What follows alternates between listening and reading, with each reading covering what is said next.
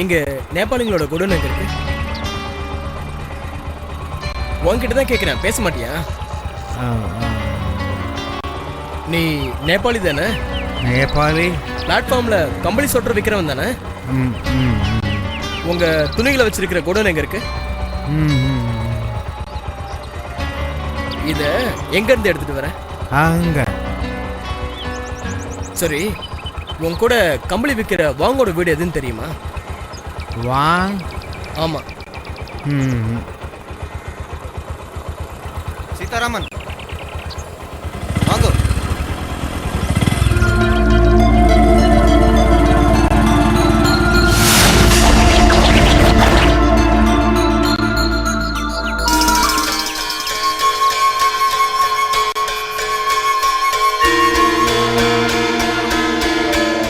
என்னவா அந்த கிழவங்கிட்ட உன் பேரை கேட்டா தெரியாதுன்னு சொல்றான்? முட்டாள், அவனுக்கு எப்படி என் பேர் தெரியும்?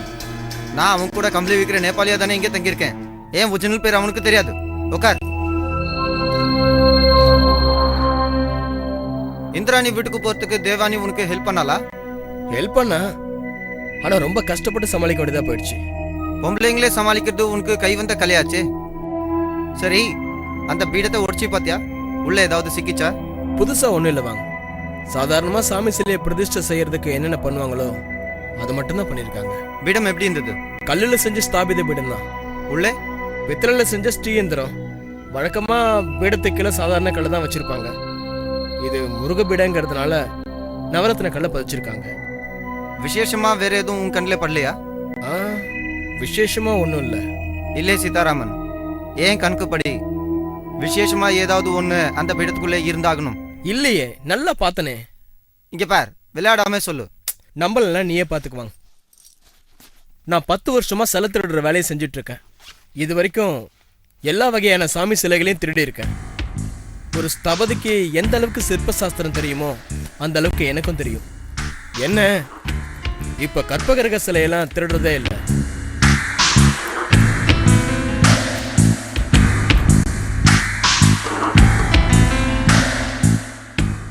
அப்புறம் என்ன அப்புறம்? நான் சொன்ன நம்பல. இப்ப பாத்தியா? அரே சீதாராம், நீ சிலை திருடுறவன் தான். 10 வருஷமா திருடுறவன் தான். எத்தனை வருஷம் திருடினாலும் நீ குட்டி திருடன் தான். அதாவது நான் என்ன சொல்ல வரேன்னா, நீ சொன்ன வேலையை செய்யறதுக்கு மட்டும்தான் லாய்க்கு. உன்னால விஷயங்களே கண்டுபிடிக்க முடியாது. அந்த அனுபவம் உனக்கு இல்லை, புரியுதா? கிண்டல் பண்றியா? எதை வச்சு சொல்ற எனக்கு விஷயம் தெரியாதுன்னு? இதோ பார், கொஞ்சம் விஷயம் தெரிஞ்ச ஆள் கூட இதுல ஒரு முக்கியமான விஷயம் இருக்குன்னு சொல்லிடுவான்.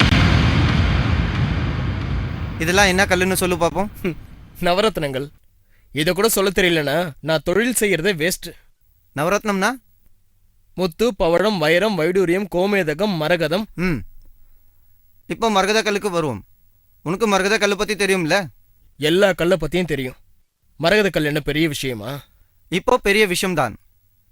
அசல் மரகத கல்லு எந்த கலர்ல இருக்கும்? கருப்பு மாதிரி இருக்கும்.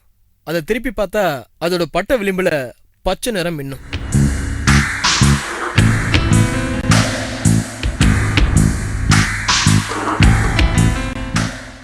பாத்தியா, பச்சை கலர்ல மின்னுது. சரி, உனக்கு மரகதத்தை பத்தி வேற என்ன தெரியும்? அதுல லைட் அடிச்சு பார்த்தா பச்சை நிறமா மின்னும். அது கூட வேண்டாம், அந்த லைட் வேண்டாம்.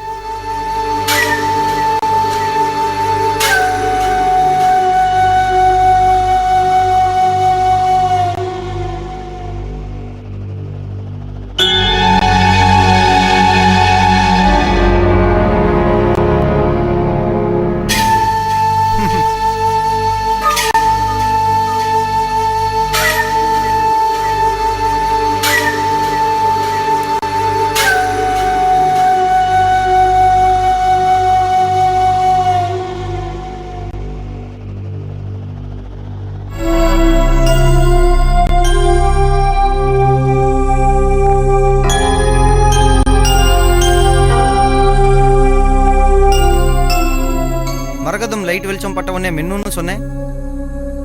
ஆனா இப்ப வெளிச்சத்தை உள்ள வாங்கி வச்சுட்டு அப்புறமா ஒளிருது பாத்தியா? ஆச்சரியமா இருக்கே, என்னால நம்பவே முடியல. மரகத கல்லு இந்த மாதிரி ஒளியை உள்ளே வச்சிருக்குமா? வச்சிருக்காது. வைரத்துக்கு மட்டும்தான் அந்த ஒளியை வச்சிருக்கிற குணம் உண்டு. சபாஷ், இப்போ புரியுதா சீதாராமா இது என்னன்னு? இது வைரம். அப்படின்னா நீயே சொல்லு.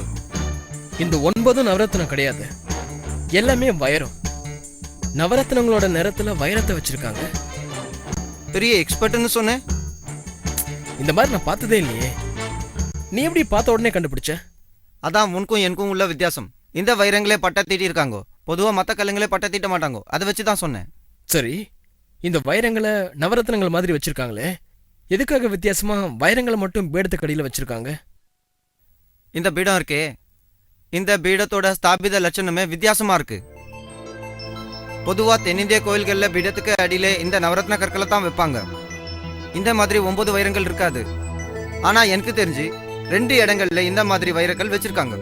ஒன்னு திபெத்ல உள்ள புத்தர் கோயில்ல சிலைகளை வைரங்கள் பதிச்ச யந்திர பீடத்துல தான் பிரதிஷ்டை செஞ்சிருக்காங்க. இன்னொரு இடம் எது தெரியுமா? கேரளாவில் உள்ள முக்கியமான கோயில்கள்ல இந்த மாதிரி வைரங்களை வச்சு தான் சிலைகளை பிரதிஷ்டை பண்ணிருப்பாங்க. ஏன் இப்படி வித்தியாசமா பிரதிஷ்டை பண்றாங்க? அது தெரிஞ்சுக்கணும்னா சிலை திருடுறதுல மட்டும் எக்ஸ்பர்ட்டா இருந்தா போதாது தம்பி, சரித்திரம் படிச்சிருக்கணும். சரித்திரம்னா என்னன்னு தெரியும்ல? வரலாறு. அதை மட்டும் தெரிஞ்சு வச்சுங்க. ஆனா அதை பத்தி தெரியாம இருங்கோ. நான் சைனாக்காரன், எனக்கு தமிழ் தெரியும். எனக்கு தமிழ் மட்டும் தான் தெரியும் நினைக்காதே, தமிழோட வரலாறும் தெரியும். ஆனா நீ தமிழன், உனக்கு இன்னும் தமிழே தெரியல. நான் இங்க தானே இருக்கேன், எப்ப வேணாலும் படிச்சுப்பேன். ஆனா நீ அப்படி இல்லையே, இதை நம்பி வரவன் படிச்சுதான் ஆகணும். சரி, அதை விடு. சரித்திரத்துல என்ன எழுதிருக்கு? இந்திராணி வீட்டில் இருக்கிற பீடம் இருக்கே, இங்கே வழக்கமா தமிழ் கோயில்ல இருக்கிற மாதிரி ஆகம முறைப்படி பிரதிஷ்டை பண்ணல, தாந்திரிக முறைப்படி தான் அமைச்சிருக்காங்க. இதை வச்சு பார்த்தா பழனி முருகன் சிலையும் இதே மாதிரி தாந்திரிக முறைப்படி தான் அமைஞ்சிருக்கணும். அப்படின்னா பழனி முருகன் கோயில் தாந்திரிக முறைப்படி தான் இருக்கணும். முக்கியமான வாசலே நமக்கு அங்கேருந்து தான் திறக்க போகுது. சீனாவோட முக்கியமான பிரச்சனையே இதுதான். இந்தியாவை புரிஞ்சிக்கவே முடியாது, கடுப்பா இருக்கு. கைப்பிடி அளவு நிலத்துல 5 வேற வேற பண்பாடுகள் வச்சிருக்காங்க, சாதிக்கு ஒரு பண்பாடு வச்சிருக்காங்க. இப்படி இருக்கும்போது தாந்திரிக வழிபாடு தமிழ்நாட்டுக்குள்ளே எப்படி வந்தது? ஓ, நீ அங்க போயிட்டியா? ஆமா, தாந்திரிகனா என்ன? முதல்ல எனக்கு அதுவே புரியல. உனக்கு புரியாது, இதுக்கு மேல நான் விளக்குனாலும் உனக்கு புரியாது. யாம் இருக்க பயமே ஒரு சிறிய இடைவேளைக்கு பின் தொடரும்.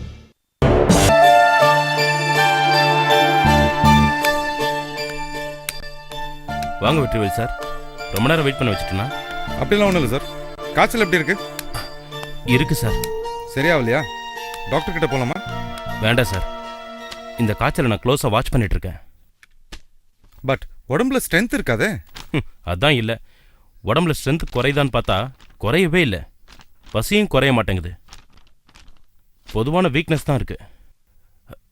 கதிரேக்கத்தினால தான் என் உடம்பு இன்னும் அழியல. கொஞ்சம் கொஞ்சமாக என்னை மாற்றிக்கிட்டு இருக்கு.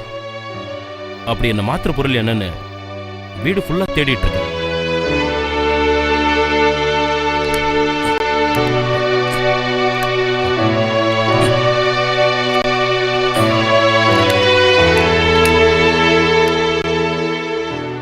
என் வீட்டில் என்னென்ன பொருள் எந்த இடத்துல இருக்குன்னு என்னால் கண்டுபிடிக்க முடியல. இந்த ரேடியேஷன் கண்டுபிடிக்கிறதுக்கு ரேடியோ மீட்டர் மாதிரி எதுவும் இல்லையா? நிறையவே இருக்கு, ஆனால் இது வேற மாதிரி ரேடியேஷன். இது அளக்கிறதுக்கு இப்போ உள்ள கருவிகளால் முடியவே முடியாது. ஏன்? ஏன்னா எல்லா பொருட்களையும் கதிரியக்கம் இருக்கிறதா இந்த கருவிகள் காட்டிடும். ஓ, அப்போ வேற வழியே இல்லையா? இருக்கு, பட் அதுக்கு தான் முயற்சி செஞ்சிட்டு இருக்கேன். நான் சயின்ஸே படிக்காத ஆளு. இந்த கதிரியக்கம் இந்த மாதிரி விஷயங்கள்லாம் புகை மூட்டை மாதிரி தான் எனக்கு. நீங்கள் விளக்கும் போது கொஞ்சம் கொஞ்சமாக அந்த புகை விலகுது.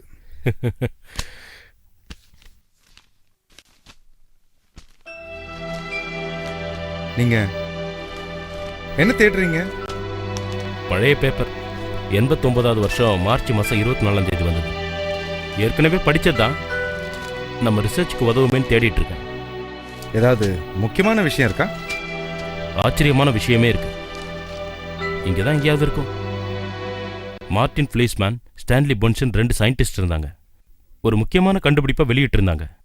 அந்த கண்டுபிடிப்போட பேரு கோல்டு ஃபியூஷன். ஆமாம், நான் கூட படிச்சிருக்கேன். அந்த டைமில் எல்லா பத்திரிகையிலும் நியூஸாக வந்ததில்ல? ஃபர்ஸ்ட் பேஜ்லேயே போட்டிருந்தாங்க. இந்த மார்டின் ஃப்ளீஸ்மேனும் ஸ்டான்லி பொன்சன் சாதாரண ஆளுங்களே இல்லை. அன்னைக்கு உலகத்திலேயே ரொம்ப ரொம்ப முக்கியமான அட்டாமிக் சயின்டிஸ்ட் இவங்க. இப்போ சூரியன்லேருந்து எப்படி வெப்பம் உருவாகுதுன்னு தெரியுமா? எங்க ஸ்கூல்ல படிச்சது. சூரியன்ல இருக்கிற அணுக்கள் ஒண்ணுக்கு ஒண்ணு இணையுது. அப்போ ஒரு உக்கிரமான சூடு வெளியாகுது. அந்த சூட்ல இன்னும் அதிகமான அணுக்கள் இணையுது. இது இப்படியே